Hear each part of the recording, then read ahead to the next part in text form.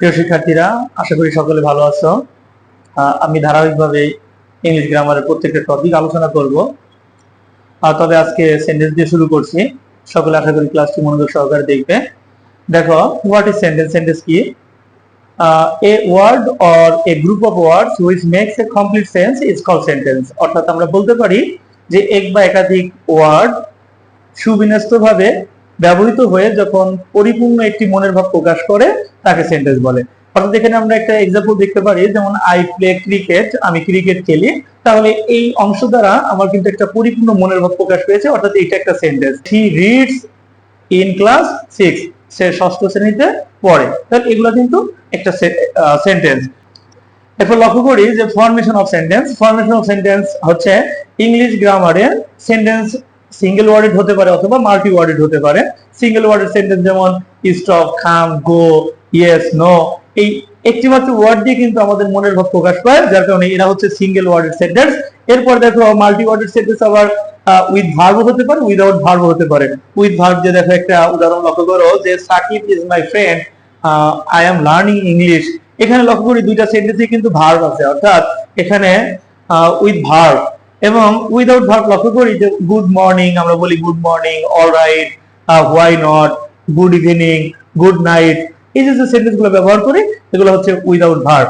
এরপর লক্ষ্য করি আমরা যে একটা সেন্টেন্সে দুইটা অংশ থাকে, অর্থাৎ বলতে পারি a sentence has two parts such as subject and predicate. What is subject? Subject কি? দেখো, the person or things about which something is said is called the subject. অর্থাৎ যে ব্যক্তি, বস্তু বা স্থান সম্পর্কে সেন্টেন্সে কোনো কিছু বলা হয় তাকে সাবজেক্ট বলে। অর্থাৎ আবারও বলতে পারি যে সেন্টেন্সে যার সম্পর্কে কিছু বলা হয় তাকে সাবজেক্ট বলে। এবং হোয়াট ইজ প্রেডিকেট? প্রেডিকেটটা কি? আমরা দেখো লক্ষ্য করি প্রেডিকেট বলতে পারি the predicate of a sentence tells something about the subject. অর্থাৎ বাক্যে সাবজেক্ট সম্পর্কে যা কিছু বলা হয়, অর্থাৎ বাক্যের যে অংশে সাবজেক্ট সম্পর্কে কিছু বলা হয় তাকে প্রেডিকেট বলে। আমরা একটা এক্সাম্পল লক্ষ্য করি যে Bangladesh is a small country. এখানে বাংলাদেশ সম্পর্কে বলা হয়েছে, যার কারণে বাংলাদেশ হচ্ছে সাবজেক্ট এবং বাংলাদেশ সম্পর্কে যা বলা হয়েছে সেই অংশটুকু হচ্ছে প্রেডিকেট।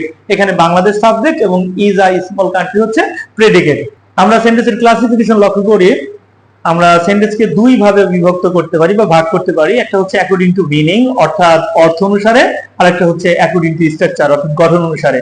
অর্থাৎ অর্থ অনুসারে বা বর্ণনা বা উপস্থাপনার ধরন অনুসারে সেন্টেন্সকে আমরা পাঁচ ভাগে ভাগ করতে পারি। অর্থাৎ বলতে পারি there are 5 kinds of sentence according to meaning. অর্থাৎ অর্থ অনুসারে সেন্টেন্স হচ্ছে 5 প্রকার। কি কি? Assertive, interrogative, imperative, optative and exclamatory. এবং অ্যাকর্ডিং টু স্ট্রাকচার অর্থাৎ গঠন অনুসারে সেন্টেন্সকে বলতে পারি 3 প্রকার। অর্থাৎ বলতে পারি according to structure there are 3 kinds of sentence such as simple, complex and compound. Assertive sentence বা বিবৃতিমূলক বাক্য। লক্ষ্য করো যে a sentence that makes a statement of assertion is called assertive sentence. অর্থাৎ যে সেন্টেন্স দ্বারা বিবৃতি বা বর্ণনা প্রকাশ পায় তাকে অ্যাসার্টিভ সেন্টেন্স বলে। অ্যাসার্টিভ সেন্টেন্স সহজে চেনার উপায় হচ্ছে প্রথমেই সাবজেক্ট থাকে। আমরা অ্যাসার্টিভ সেন্টেন্সের 3টা স্ট্রাকচার দেখতে পাই। দেখো, ফার্স্ট স্ট্রাকচার যেটা যে subject plus verb plus extension, যেমন he goes to school. And second structure যদি আমরা লক্ষ্য করি যে সেকেন্ড স্ট্রাকচার হচ্ছে, দেখো দ্বিতীয় স্ট্রাকচারটা হচ্ছে যে there plus verb plus subject plus extension, যেমন there live a poor man in a village. অর্থাৎ একটা গ্রামে একজন গরিব লোক বাস করত। এরপর দেখো থার্ড স্ট্রাকচার যেটা যে প্রেডিকেট প্রথমে থাকবে প্লাস সাবজেক্ট প্লাস এক্সটেনশন। অর্থাৎ আমরা एग्जांपल দেখতে পারি gold and silver have I none. অর্থাৎ gold and silver have I none. এখানে লক্ষ্য করতেছি প্রথমে প্রেডিকেট আছে এবং তারপরে সাবজেক্ট আছে, তারপরে এক্সটেনশন আছে। অ্যাসার্টিভ সেন্টেন্সকে আবার দুই ভাগে ভাগ করা যায়, যেটা affirmative and negative. Affirmative sentence হচ্ছে কোনো বিবৃতি স্বীকার করা এবং নেগেটিভ সেন্টেন্স হচ্ছে কোনো বিবৃতি অস্বীকার করা।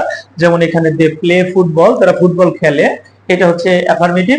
এন্ড যদি বলতে পারি যে দে ডোন্ট প্লে ফুটবল, অর্থাৎ তারা ফুটবল খেলে না, এখানে অস্বীকার করা হয়, যার কারণে এটা হচ্ছে নেগেটিভ সেন্টেন্স। এরপরে দেখো লক্ষ্য করো ইন্টারোগেটিভ সেন্টেন্স। ইন্টারোগেটিভ সেন্টেন্স প্রশ্নবোধক বাক্য, অর্থাৎ যে সেন্টেন্স দ্বারা কোনো কিছু জানতে চাওয়া হয় বা প্রশ্ন করা হয় তাকে ইন্টারোগেটিভ সেন্টেন্স বলে। অর্থাৎ বলতে পারি a sentence that asks a question is called an interrogative sentence. Question আবার চার প্রকার হয়ে থাকে, যেমন লক্ষ্য করো যে ইয়েস অর নো কোশ্চেন বা verbal question, WH question, tag question and choice question. Yes or no question যে কোশ্চেনটা হ্যাঁ অথবা নার মাধ্যমে উত্তর দেওয়া সম্ভব, অর্থাৎ ইয়েস অর নো দ্বারা উত্তর দেওয়া যায়। যেমন এখানে একটা উদাহরণ দেখো যে ইজ হি এ প্লেয়ার, সে কি একজন খেলোয়াড়, এটা আমরা উত্তর হ্যাঁ অথবা না দ্বারা দিতে পারি, ইয়েস অর নো দ্বারা দিতে পারি, অর্থাৎ একে ইয়েস অর নো কোশ্চেন বা ভার্বাল কোশ্চেন বলে। এরপর দেখো যে ট্যাগ কোশ্চেন, যেটা হচ্ছে একটা পূর্ণ সেন্টেন্সের শেষে সম্মতি সূচক একটা প্রশ্ন জুড়ে দেওয়া হয়। অর্থাৎ এখানে একটা সেন্টেন্স দেখো যে হি ইজ আ স্টুডেন্ট, সে একজন শিক্ষার্থী, অর্থাৎ ইজেন্ট হি, সে কি না, অর্থাৎ এখানে সম্মতি সূচক একটা কোশ্চেন জুড়ে দেওয়া হয়েছে, একে বলা হয় হচ্ছে ট্যাগ কোশ্চেন। এরপরে লক্ষ্য করি ডাবলএস কোশ্চেন, আসলে যে কোশ্চেন উত্তরগুলো ডাবলএস ওয়ার্ড দ্বারা করা হয় এবং এই প্রশ্নের উত্তরগুলো হ্যাঁ অথবা না দ্বারা কখনোই দেওয়া সম্ভব না। যেমন হোয়াট ইজ ইউর নেম, তোমার নাম কি, হোয়ার ডু ইউ লিভ, তুমি কোথায় বাস করো, হোয়ার আর ইউ গোয়িং, তুমি কোথায় যাচ্ছ, এই যে সেন্টেন্স গুলো এগুলো হচ্ছে ডাবলএস কোশ্চেন। এরপর লক্ষ্য করো যে চয়েস কোশ্চেন, যেটা হচ্ছে দুটি বিষয়ের মধ্যে থেকে যে কোনো একটাকে বেছে নেওয়ার ক্ষেত্রে এই প্রশ্নগুলো করা হয়। যেমন do you take tea or coffee, অর্থাৎ তুমি কোনটা এখানে বেছে নেবে, যে চা অথবা কফি, দুইটার ভিতরে একটা, অর্থাৎ এটি হচ্ছে কি চয়েস কোশ্চেন। এরপরে আমরা আসি ইম্পারেটিভ সেন্টেন্সে, অর্থাৎ যে সেন্টেন্স দ্বারা আদেশ, নির্দেশ, অনুরোধ বা উপদেশ বোঝায় তাকে ইম্পারেটিভ সেন্টেন্স বলে। অর্থাৎ a sentence that expresses a command or request or advice is called an imperative sentence. অর্থাৎ যে সেন্টেন্স দ্বারা আদেশ, নির্দেশ, অনুরোধ বা উপদেশ বোঝায় তাকে ইম্পারেটিভ সেন্টেন্স বলে। আর ইম্পারেটিভ সেন্টেন্স সহজে চেনার উপায় হচ্ছে এটা মূল ভার্ব দিয়ে শুরু হয় অথবা প্রথমে লেট দ্বারা শুরু হয়।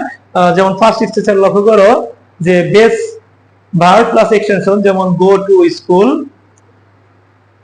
লক্ষ্য করি যে গো টু স্কুল, স্কুলে যাও। সেকেন্ড স্ট্রাকচার লক্ষ্য করো যে লেট প্লাস সাবজেক্ট, সাবজেক্ট বলতে অবজেক্টিভ ফর্ম, সাবজেক্টের objective form plus base verb, অর্থাৎ ভার্বের বেস ফর্ম প্লাস এক্সটেনশন। যেমন এখানে লেটস গো টু স্কুল, চলো স্কুলে যাই। এরপর দেখো আমরা আরো কিছু এক্সাম্পল দেখতে পারি, স্টপ রাইটিং, লেখা থামাও, প্লিজ গো দেয়ার, সেখানে অনুগ্রহ করে সেখানে যাও, ডোন্ট ক্রাই, কান্না করো না, let's go out for walk, চলো হাঁটার জন্য বাইরে যাই। এখানে লক্ষ্য করো যে ইম্পারেটিভ সেন্টেন্সে সেকেন্ড পারসন ইউটা উজ্জ থাকে, অর্থাৎ এখানে যে বলা হয়েছে স্টপ রাইটিং, কাকে বলা হয়েছে, তোমাকে বলা হয়েছে যে স্টপ রাইটিং, তুমি লেখাটা বন্ধ করো, অর্থাৎ ইউ এখানে উজ্জ থাকে। এরপরে আমরা দেখো আমরা অপটেটিভ সেন্টেন্স লক্ষ্য করি, যে সেন্টেন্স দ্বারা আশীর্বাদ, ইচ্ছা বা প্রার্থনা প্রকাশ পায় তাকে অপটেটিভ সেন্টেন্স বলে। অর্থাৎ a sentence which express wishes or prayer is called optative sentence. Optative sentence সহজে চেনার উপায়, অপটেটিভ সেন্টেন্সের শুরুতে মে অথবা লং লিভ থাকে, অর্থাৎ অপটেটিভ সেন্টেন্সের শুরুতে মে অথবা লং লিভ থাকে। আমরা দুটো স্ট্রাকচার লক্ষ্য করি, একটা হচ্ছে may plus subject plus base verb plus extension, অর্থাৎ প্রথমে মে থাকবে, সাবজেক্ট থাকবে, তারপরে ভার্বের প্রেজেন্ট ফর্ম থাকবে প্লাস বাদ বাকি অংশ থাকবে। যেমন মে আওয়ার টিচার লিভ লং, আমাদের শিক্ষক দীর্ঘজীবী হোক। এরপরে দ্বিতীয় স্ট্রাকচার দেখি আমরা প্রেডিকেট প্রথম থাকে, তারপর সাবজেক্ট থাকে, যেমন লং লিভ আওয়ার টিচার। অর্থাৎ দ্বিতীয় স্ট্রাকচারটা আমরা লক্ষ্য করি যে এখানে প্রেডিকেটটা আগে থাকে, তারপরে সাবজেক্ট থাকে, যেমন লং লিভ আওয়ার টিচার, আমাদের শিক্ষক দীর্ঘজীবী হোক। এরপরে আমরা আসি এক্সক্লেমেটরি সেন্টেন্স, আমরা বলতে পারি যে সেন্টেন্স দ্বারা মনের আকস্মিক ভাব প্রকাশ পায়, অর্থাৎ হর্ষ, বেদনা, দুঃখ, আনন্দ প্রকাশ পায় তাকে এক্সক্লেমেটরি সেন্টেন্স বলে। আমরা এক্সক্লেমেটরি সেন্টেন্সে বেশ কিছু স্ট্রাকচার লক্ষ্য করি, তার মধ্যে দেখো ফার্স্ট স্ট্রাকচার যেটা যে হাউ প্লাস অ্যাডজেক্টিভ অথবা adverb plus subject plus extension, যেমন how nice the bird is. এরপরে দেখো দ্বিতীয় স্ট্রাকচারটি, দেখো দ্বিতীয় স্ট্রাকচার কি আছে যে হোয়াট প্লাস আর্টিকেল এ অথবা an plus noun plus subject plus verb plus extension, যেমন what a fool you are. এরপর লক্ষ্য করো তুমি কি বোকা, এরপরটা লক্ষ্য করো what a strange bird it is. দেখো আমরা আরো কিছু স্ট্রাকচার লক্ষ্য করি, যেমন হুররা প্লাস এক্সক্লেমেশন চিহ্ন প্লাস অ্যাসার্টিভ একটা ফুল সেন্টেন্স বসে, এরপরে এলাসের পরে এক্সক্লেমেশন চিহ্ন এবং ফুল একটা অ্যাসার্টিভ সেন্টেন্স বসে। এবং আমরা যদি লক্ষ্য করি ফাই ফাই, এরপরেও এক্সক্লেমেশন চিহ্ন এবং ফুল একটা অ্যাসার্টিভ সেন্টেন্স বসে। এবং ব্রাভো, এরপরেও এক্সক্লেমেশন চিহ্ন এবং ফুল একটা অ্যাসার্টিভ সেন্টেন্স বসে আমরা এইভাবে এক্সক্লেমেটরি সেন্টেন্স করতে পারি। প্রিয় শিক্ষার্থীরা, আমরা অ্যাকর্ডিং টু স্ট্রাকচার অর্থাৎ গঠন অনুসারে যে সেন্টেন্স তিন প্রকার, সিম্পল, কমপ্লেক্স, কম্পাউন্ড, পরবর্তী কোনো এক ভিডিওতে আমরা ইনশাআল্লাহ সেটা আলোচনা করব। সকলে আশা করি পাশে থাকবে। আল্লাহ হাফেজ।